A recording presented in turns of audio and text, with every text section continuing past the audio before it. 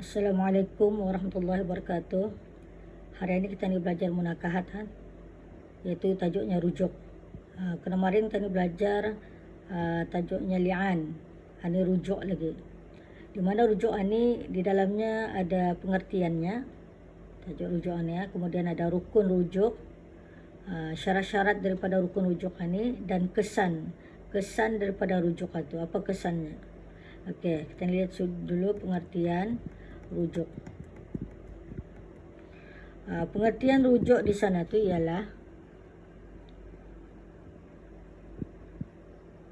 rujuk ialah suami mengambil kembali isteri yang telah diceraikan dengan talak 1 atau 2 yang masih di dalam iddah.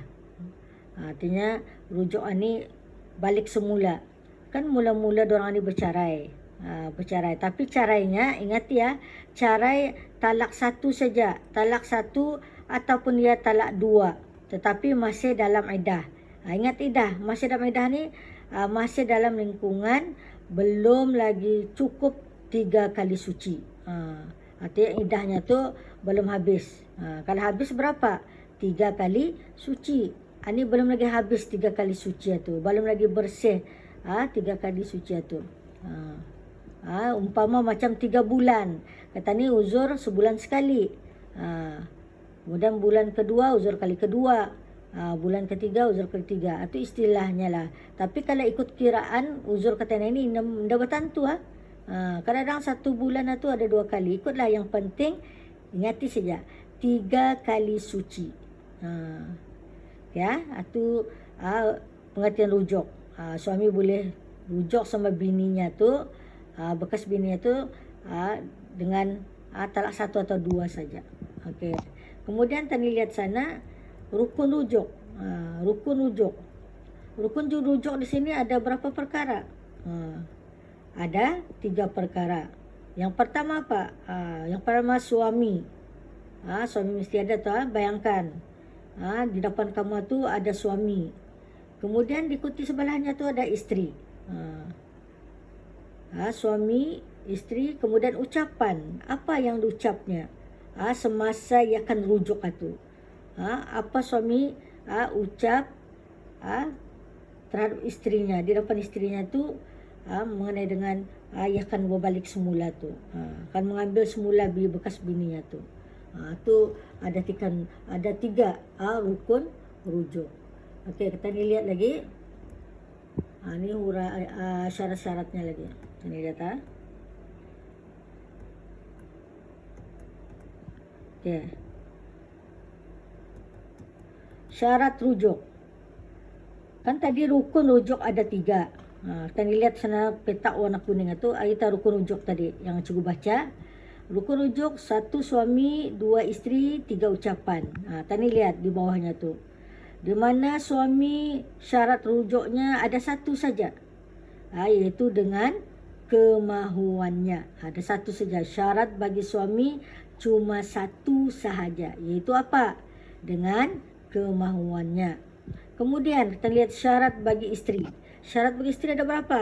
Kamu nampak di sana ada? Cuba lihat sana. Ada berapa?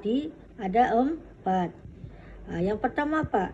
Syarat isteri itu kalau akan rujuk sudah disetubuhi. Artinya suami isteri itu sudah berkahwin dan bersetubuh. Kemudian diceraikan. Artinya sudah diceraikan, kan diambil lagi semula. Artinya syarat pertama, isteri itu hendaklah sudah disetubuhi oleh suaminya tadi. Suaminya yang menceraikan yang awal tadi. Yang kedua, keadaannya tertentu. Apa maksudnya keadaannya tertentu tu? Maksudnya sana keadaan isteri itu bukan kerana terpaksa. Itu diantaranya. Artinya ia, kalau suami kan rujuk atau ada isteri, pastikan keadaan isteri itu tidak kena paksa kalau ia akan berbalik semula. Macam mana tu kalau contoh kena paksa? Contohnya katakan nama isteri itu Ain. Kata suaminya, Ain, balik kata ni semula Ain. Kalau kau nak mau balik sama kedai aku Ain, aku bunuh kau. Artinya itu terpaksa. Kalau terpaksa tak boleh rujuk ni keadaan tertentu tu maksudnya bukan kerana terpaksa. Yang kemudian keadaan tertentunya apa lagi? Keadaan tertentunya contohnya pastikan isteri itu berakal lah. Berakal lawannya gila. Kemudian keadaan isteri itu juga sihat. Masa rujuk itu dalam keadaannya sihat. Kalau kena sihat, artinya fikiran pun dah tentu. Dah tentu. Pikiran itu dah jernih. Bahawa fikir mau rujuk balik ke indah. Mesti dalam keadaan sihat. Sihat tubuh badan, fizikal dan mental. Kemudian isteri itu adalah balik, dewasa.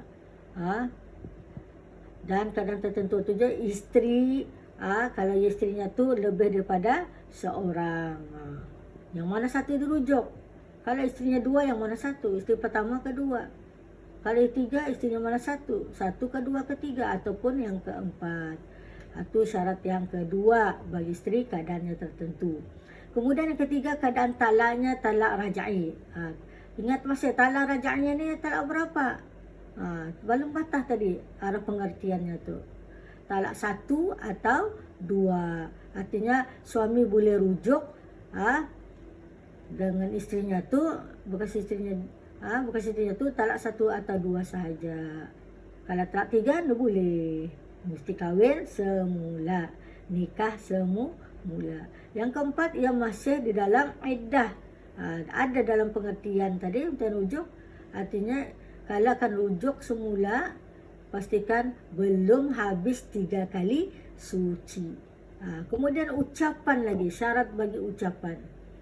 Syarat bagi ucapan di sana tu ada 2. Kita lihat. Yang pertama, hendaklah menggunakan lafaz sarih.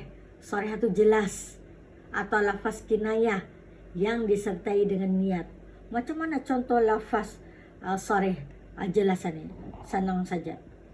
Contohnya, aku rujuk denganmu. Jelas tu. Kamu pun faham kali. Itu sarih. Kalau lafaz kinayah, mesti disertakan dengan niat. Niat itu di mana? Di dalam hati. Macam mana contohnya tu? Contohnya, aku kembali kepadamu. Kembali itu macam masih lagi belum jelas kembali apa. Kembali maksudnya tu kembali rujuk semula. Itu namanya kinayah. Kinayah ni dah berapa jelas bah. Tapi kalau orang faham dia tahu tujuannya kembali itu bukan kembali ke rahmatullah. Kembali maksudnya aku kembali kepadamu tu aku kan rujuk tu. Itu mesti dengan satu niat. Yang kedua, hendaklah lafaz itu tunai dan tidak digantungkan dengan sesuatu. Artinya kalau kan merujuk itu jangan tak ada gantung-gantung, tunai saja. Yang tadi yang cikgu cakap sorry, aku kan rujuk dengan kau. Aku rujuk denganmu. Aku kembali kepadamu. Tunai bah. Jangan ada gantung-gantung. Aku kan rujuk denganmu kalau mamamu datang ke rumah. Ada gantungan lagi bah. Itu enggak. Kalau boleh jangan jangan ada gantung atau mesti tunai. Inilah 2 syarat bagi ucapan. Coba ulang lagi balik. Syarat bagi suami ada berapa? Ada 1.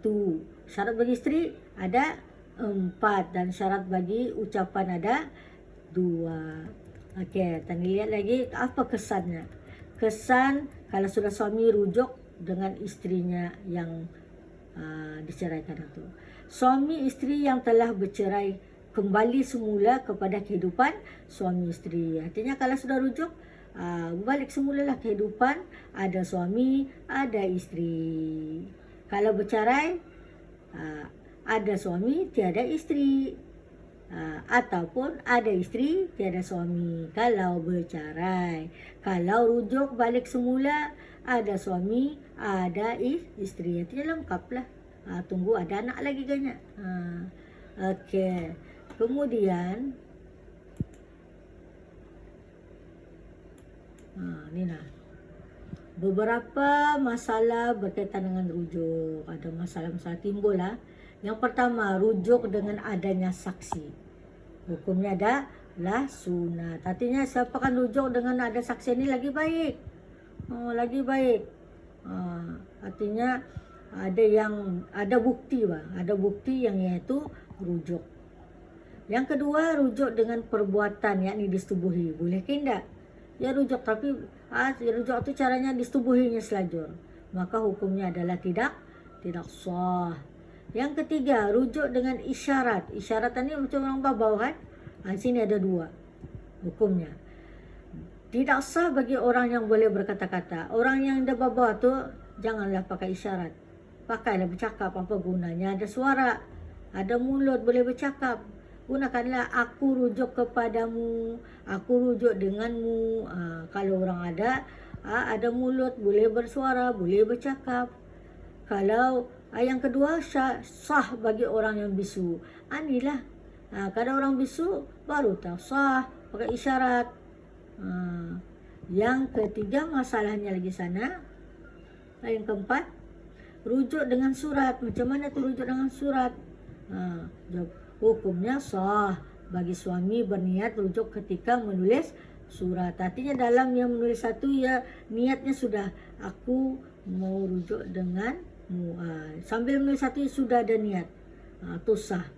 Rujuk dengan surat adalah sah. Itulah mengenai dengan tajuk rujuk. Sudah banyak tajuk rujuk ini, pengertian, rukun rujuk, syarat-syarat rujuk.